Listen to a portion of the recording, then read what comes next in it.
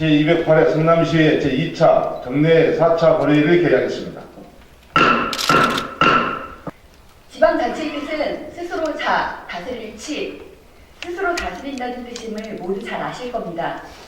중앙정부의 손길이 미치지 못하는 지방의 특성과 한계를 극복하기 위해 본격적인 지방자치가 시작됐고, 이런 지방자치단체를 견제 감시하기 위해 시민들을 대표해 지방의회가 세워졌습니다. 그러나 본 의원은 이번 회기를 통해 지방의회가 가진 고유 권한과 존재 가치를 무색하게 만드는 성남시의 허술한 행정사무감사 제도와 예산심사 운영 전반에 대해 지적하고자 합니다. 우선 자료 제출의 과정에서 드러난 문제들입니다.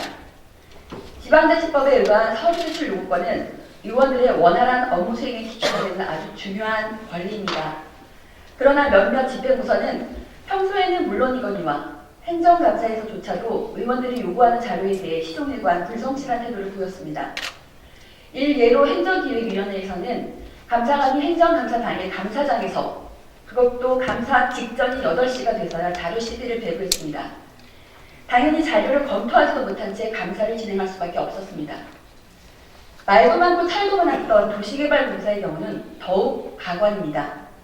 공공기관 정보공개에 관한 법률을 들먹이며 자료 제출을 내내 거부하다가 법제처가 자료를 공개해야 한다는 유권 해석을 내리자 급기야는 공공감사에 관한 법률까지 거론하며 끝까지 자료를 제출하지 않았습니다.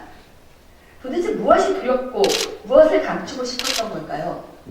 이는 헌법과 법률에서 정한 지방의회의 권한에 대한 도전이자 고유 기능을 무력화시키려는 불손한 의도라고밖에 볼 수 없습니다.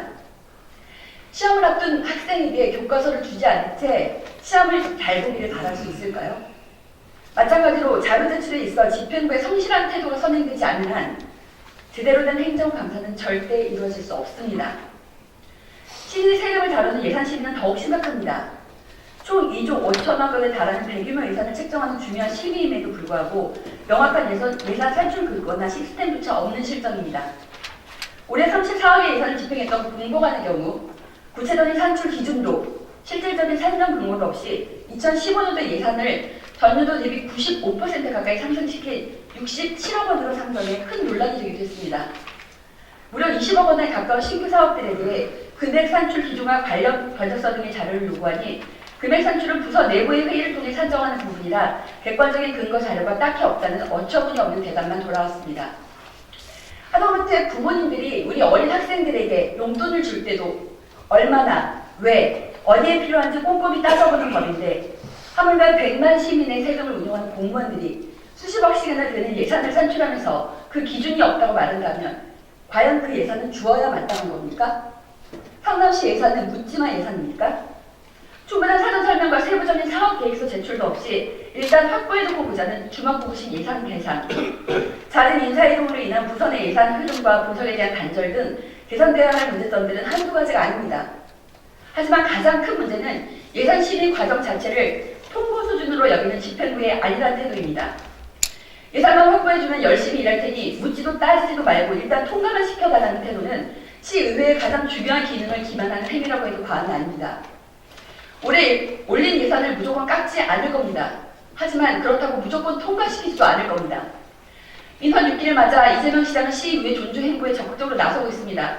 하지만 이재명 시장님, 존중이란 단순히 시장의 의장실을 방문하고 양당 협의 간담회를 개최한다고 생기는 것이 아닙니다. 시의회가 가진 견제와 감시 기능을 온전히 행사할 수 있도록 체계적으로 협조하고 의원들이 시민의 대표자로서의 책무를 다할 수 있도록 구체적으로 힘을 실어줘야만 가능한 일입니다. 존경하는 선배 그리고 동료 의원 여러분, 영화 인터스텔라에서는 그릇된 이유로 옳은 일을 하지 말라는 대사가 나옵니다. 행정사무감사와 예산심의라는 옳은 일을 하는 과정에서 행여 그동안 개인적인 감정이나 당리당략을 위했던 그릇된 이유들이 있었다면 이제는 과감히 그 이유들을 버려야 합니다. 우리가 먼저 앞서 변해갈 때 더 이상 집행부는 우리 앞에서 잘못된 관례들을 들먹이지 않을 것이며 매년 똑같이 반복됐던 지적사항들도 비로소 개선될 것입니다. 덜이 변화하더라도 함께 변화할 수 있습니다. 올해보다 더 나아진